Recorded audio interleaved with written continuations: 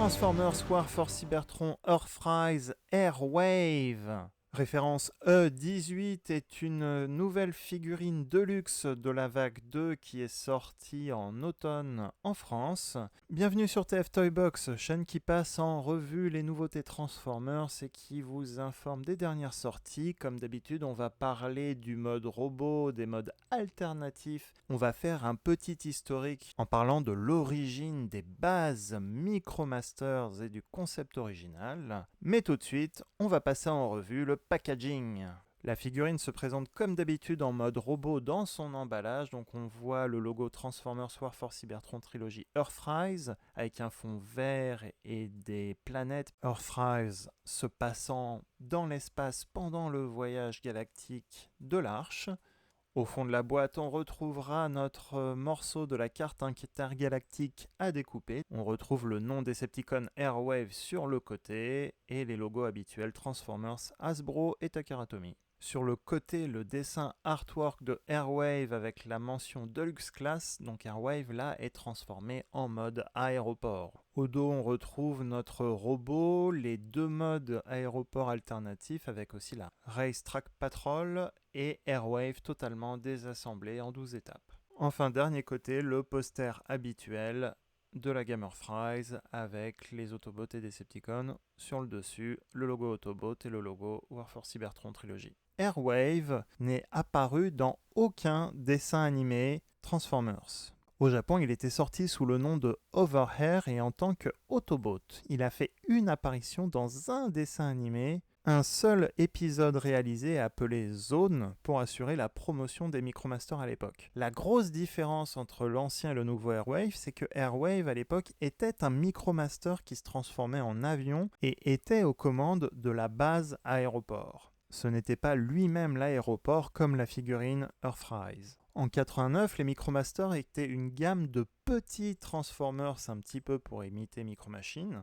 Petits Transformers qui étaient là pour assister les Transformers de taille normale et qui pouvaient donc se cacher et faire de l'espionnage plus facilement. Il y avait eu à l'époque 4 bases Micromasters. Le chantier avec le Micromaster Ironworks, l'aéroport avec l'avion Airwave, la station essence avec le 4x4 Grispit et enfin la caserne de pompiers avec l'avion Hot House. On retrouve donc cette année dans la gamme Earthrise et Select nos 4 Transformers, mais cette fois les 4 robots vont se transformer directement dans les bases individuelles. Airwave est un modulator, c'est-à-dire qu'il va se désassembler pour ensuite se réassembler dans son mode alternatif. Ses couleurs primaires sont le gris, le bleu, l'orange et la couleur grise métallique. Là, on fait un petit close-up de la tête. Il a bien des yeux rouges qui sont cachés. Vu sa tête et ses bras, il a le look plutôt d'un drone générique. Il a un pistolet à la place de la main droite, par exemple.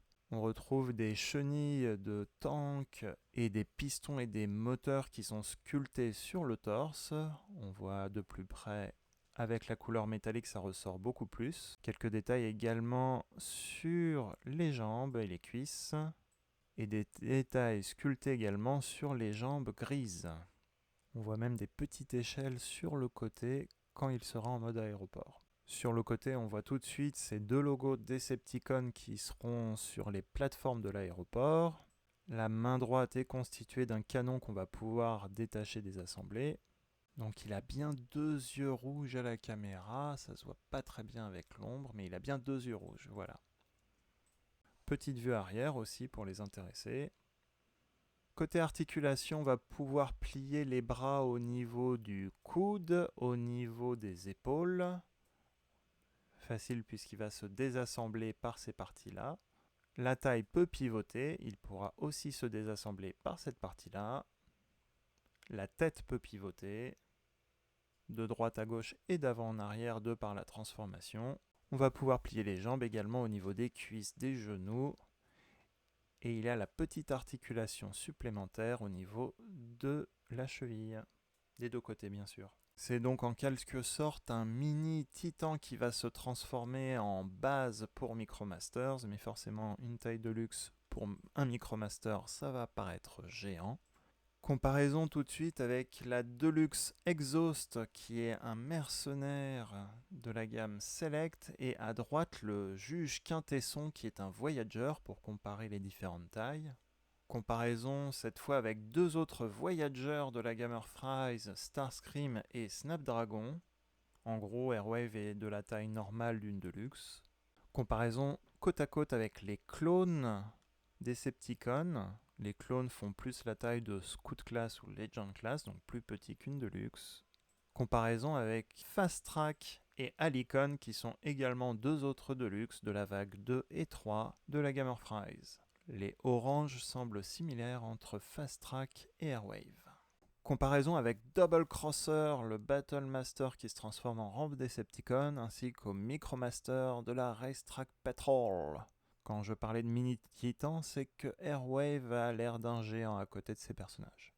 Depuis quelques années maintenant, les figurines ont des petits points de connexion à l'arrière de la taille, ce qui permet d'attacher un stand. Ces stands ne sont pas vendus par Hasbro, ce qui va vous permettre d'exposer votre figurine. Les yeux sont plutôt orange que rouge à la lumière. Pour la transformation dans les différents modes, c'est très simple, il faut tout simplement séparer toutes les pièces de Airwave individuellement. La jambe est partie même toute seule. La taille, les jambes, le corps, il n'y a que la tête donc qui reste, on va la tourner, la faire pivoter, la rentrer tout de suite. Ça va former le haut du bâtiment. Les jambes, elles, vont servir des rampes de lancement de l'aéroport, enfin des pistes de décollage de l'aéroport. Donc on peut ouvrir et allonger les pièces comme ceci. On voit déjà aussi les roues de la piste. Airwave étant une base mobile. On fait pareil avec la deuxième jambe. On prend le bras gauche, on va le mettre droit et on va encliqueter donc les deux petites plaques grises ensemble. Voilà, on a l'avant de la piste de décollage avec les logos Decepticons. On prend la taille, on va faire pivoter les cuisses. On voit qu'il y a un petit picot orange au niveau de la taille et il y a des petits trous, des petites fentes au niveau des cuisses bleues. Donc on va les emboîter ensemble pour sécuriser l'ensemble et que les cuisses soient bien parallèles. Et on va enfin séparer du bras gauche tous les éléments qui vont servir de canon. Donc le bras, lui, il reste tel quel. Le gros canon se sépare en deux et donc on a deux petits fusils qui sont en fait identiques, plus un morceau noir qui va servir de tour de contrôle au bâtiment. On peut voir même le détail des fenêtres. Pour chacune des transformations, on va partir de cette étape-là, donc on a toutes nos pièces détachées, on va commencer la transformation. On va commencer par le mode tour de défense. On va assembler les parties avant des pistes avec le bras gauche qui a les logos Decepticons sur le dessus. On va plier l'équivalent des pieds à l'arrière. On va prendre la partie de la taille et des cuisses pour la mettre aussi au niveau de la plateforme comme ceci. Et on va séparer en deux ces plaques à ce niveau. On remet droit et on remboîte éventuellement la partie avant des pistes de décollage. On prend la partie bleue du corps d'Airwave, on voit qu'il y a des petits points de connexion et on va assembler nos deux pièces comme ceci. Voilà, ça bouge un petit peu mais c'est normal, c'est pas grave. La deuxième partie grise va se mettre sur le dessus, il y a deux points de connexion ici qu'on va assembler ensemble. On sécurise bien. On prend la tour de contrôle entre guillemets, la partie noire pour la mettre dans la main à l'avant. Ça va permettre de cacher la main du robot en fait. On ajoute les deux petits canons noirs sur le dessus, comme ceci le premier canon et le deuxième canon. On sort le petit pic orange à l'arrière de la tour et on va tout simplement emboîter le bras avec l'arrière de la plateforme. Donc vous voyez ça bouge, il faut mettre la tour à plat bien sûr. Et on a donc ici notre tour de défense, un petit bâtiment équipé de deux canons.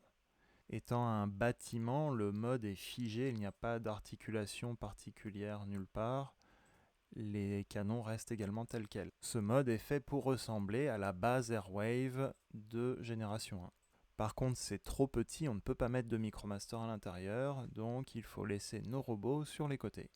Comparaison de la tour avec une figurine Deluxe, un Micromaster côte à côte pour voir la différence de taille.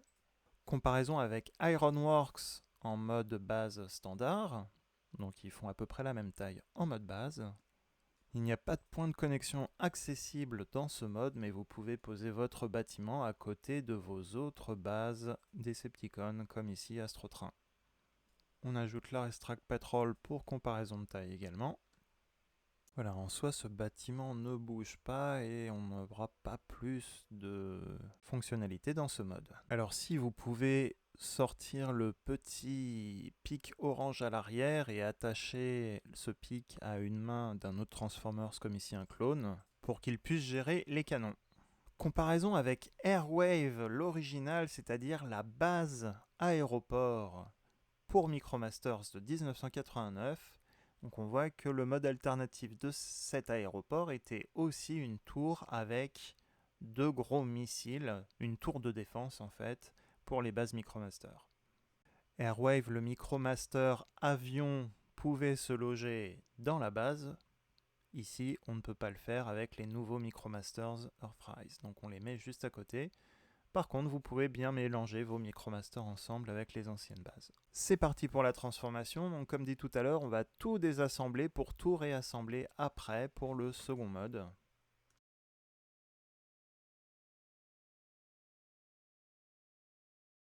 Quand vous rassemblez donc la piste, il faut que le pied dépasse et soit au même côté que les chenilles de la partie mobile d'Airwave. Quand on rassemble ces deux parties-là.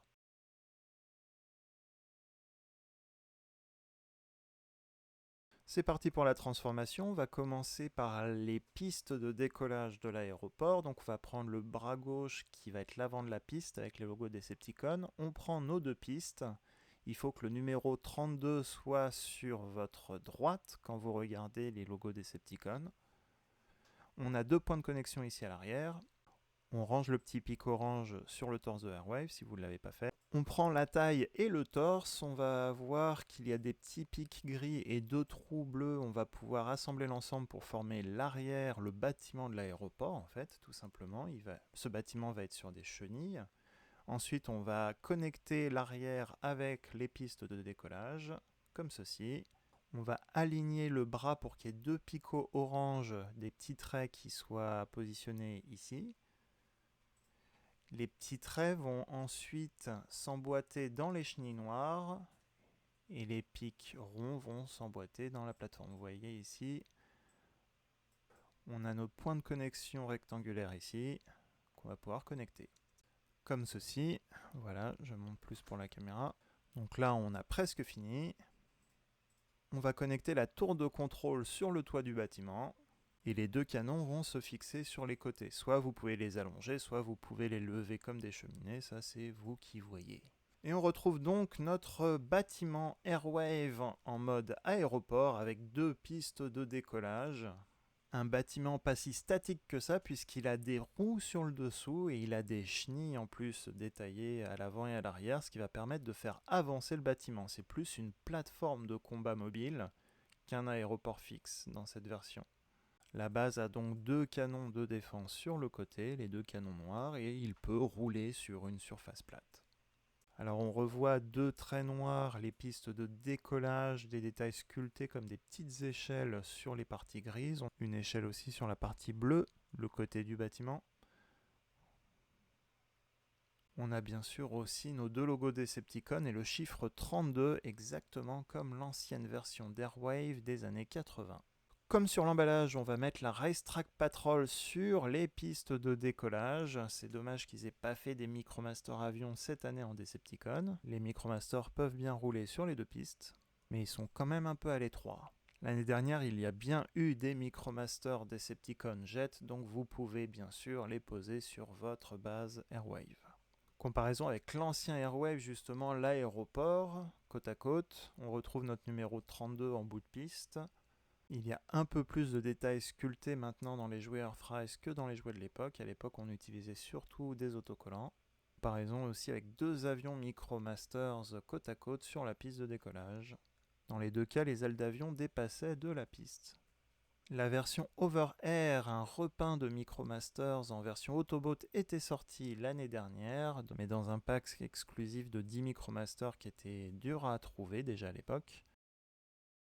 Voilà donc le comparatif côte à côte pour ceux que ça intéresse. Les portes du hangar de la base d'Airwave pouvaient s'ouvrir à l'époque, donc on pouvait un peu ranger notre avion. Vue de profil des 2 aéroports, les pistes sont bien plus longues sur la nouvelle base Airwave, et au moins Airwave dans la gamme Earthrise est une base mobile sur roue qui peut bouger. Comparaison avec Ironworks, donc ce sont des bâtiments de la même taille, on remarquera dans ce mode Airwave, il n'y a pas de point de connexion Airlock qui permet de connecter les rampes des différentes bases. Par contre, si vous enlevez juste la partie avant avec le bras gauche, vous pouvez dégager 2 points de connexion et connecter ensuite les rampes à une autre figurine base comme Ironworks, Astrotrain ou les autres. Et là, vos Micromasters pourront rouler sur la route. C'est parti pour la conversion dans le dernier mode bâtiment. On va pouvoir tout désassembler encore une fois.